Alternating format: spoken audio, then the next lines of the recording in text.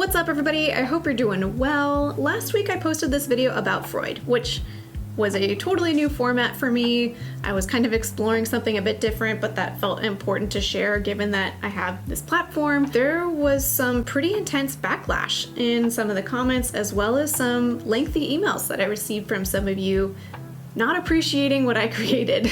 Now, at some point in the future, I may circle back to the whole Freud topic, but for today I wanted to talk about this idea of how do we talk to each other as therapists? How do we talk about opinions? How do we talk about things that we disagree on? Because people have opinions, people disagree. That is part of the beauty, in my opinion, of being human. And I'm most definitely including myself in that equation. Like when I make a video, like what I made last week, how do I talk about something where I'm very much presenting an opinion and a perspective, but also doing so in a way that's respectful and helpful, packaged in a way that people can hear it and not feel, I don't know, like they're being personally attacked. And I know this isn't just about this one video about this one person in history. It's kind of a microcosm, I think, of all of society, and particularly right now where there's if anyone presents kind of any opinion, it tends to be quite polarizing. There can be this kind of response of okay, Marie's presenting an opinion. Am I on the same team as Marie, or am I on the opposing team as Marie? And if I'm on the same team, I'm gonna cheer her on. And if I'm on the opposing team, then not only do I disagree with that opinion, but I start to receive that as a personal attack, and we need to kind of do this. And I would love for that to change.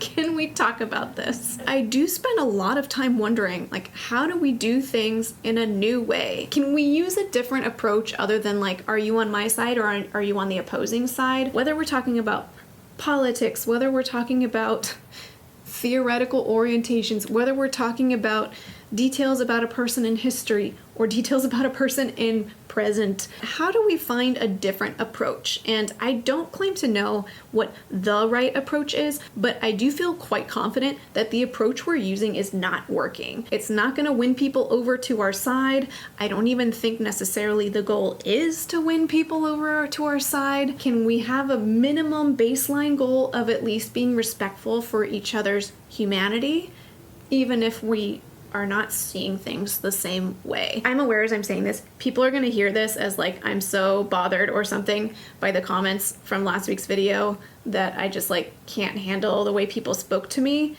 I am human and I'm affected by those things, but I'm also thinking of how people are speaking to each other in the comments sections. And I know that the way people are speaking to me is how other people tell me they're getting feedback and being spoken to as well. So it's not about me here. But this is just kind of a moment that highlights this dynamic for me. Call me overly optimistic. Maybe I am. But I genuinely feel as therapists, we have this largely untapped opportunity to be the trendsetters, the spokespeople for how to have these hard conversations and model those for everybody else. To say, oh, okay, here's the way to have conversations with somebody who sees things differently than you. And we're so good at teaching our clients how to do that. But I think until we're able to speak to each other using those same tools that we teach people to use in, their family systems and things like that, I don't think we're gonna make that much headway as far as kind of advocating for more cultural change in how we talk about things that we disagree on. Can we at least approach differences with curiosity, with an assumption that the other person was well-intended, with giving someone the benefit of the doubt that they weren't trying to directly harm us? And if maybe they did say something that we ended up being hurt by, to acknowledge that piece, wow, that was hurtful to me, or I'm having trouble receiving what you're saying because here's how I'm winding up taking it personally. This feels personal to me. I feel hopeful that at least sometimes the other person's gonna go, whoa, that's not what I meant. Can we together do our best to embody a different way of approaching things where we can stand by our opinions, perspectives, beliefs, while also respecting each other's opinions, perspectives, and beliefs? And I will do my best to do the same in how I approach things in my videos. And in this vein, if you have any feedback for me, whether it's about last week's video on the Freud topic or anything about how I present things, feel free to give me the feedback. I want to hear it. I'm not asking you to comment on my character or my motives. Give me feedback on how to present things in a way that's more helpful. Like, hey Marie, the way you worded this thing, I would have appreciated it if you worded it this way instead. That would have helped me receive it better. And as a final thought for this video, it's worth noting, I'm saying all this about like this emails and comments, feedback that I was getting on last week's video. It was a minority of people giving that feedback. But even if it is a minority of people having this kind of reaction, it's not just on that one video. It's in any video where I'm presenting any type of opinion.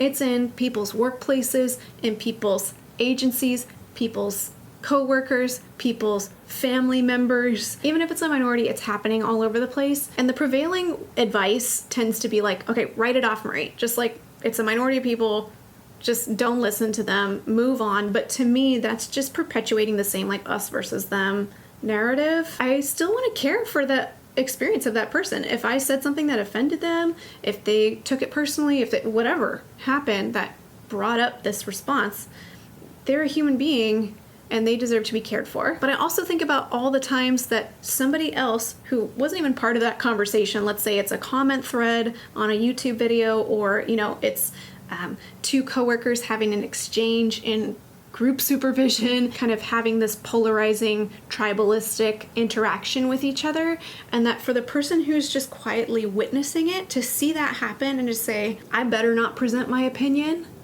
because I don't want to get that kind of feedback.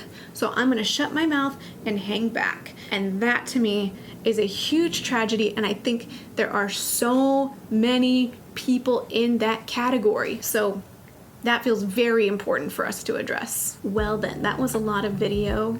I think I might edit it down into a shorter video. Oh, for reference, I've been filming for an hour.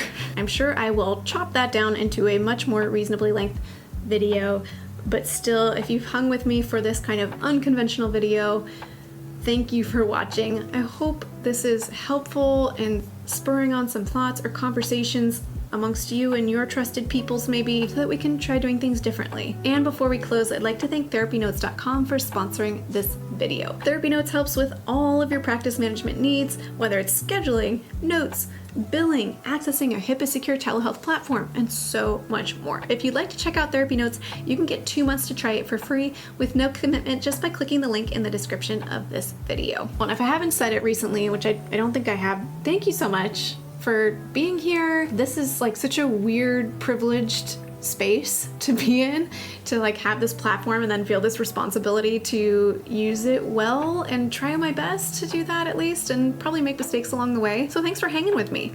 And until next time, from one therapist to another, I wish you well.